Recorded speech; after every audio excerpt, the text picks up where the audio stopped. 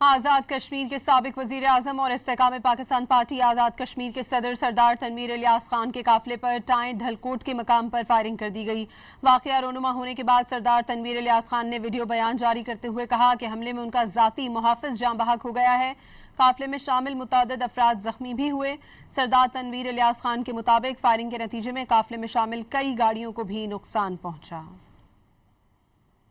आज़ाद कश्मीर के साबिक वज़ीर आज़म और इस्तेकाम पाकिस्तान पार्टी आज़ाद कश्मीर के सदर सरदार तनवीर इलियास खान के काफिले पर टाएं ढलकोट के मकाम पर फायरिंग कर दी गई।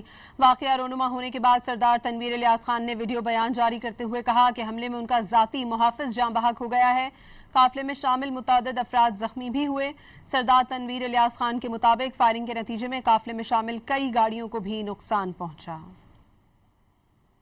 आज़ाद कश्मीर के साबिक वज़ीर आज़म और इस्तेकाम पाकिस्तान पार्टी आज़ाद कश्मीर के सदर सरदार तनवीर इलियास खान के काफिले पर टाएं ढलकोट के मकाम पर फायरिंग कर दी गई।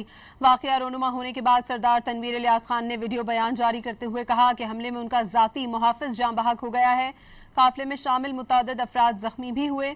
सरदार तनवीर इलियास खान के मुताबिक फायरिंग के नतीजे में काफिले में शामिल कई गाड़ियों को भी नुकसान पहुंचा।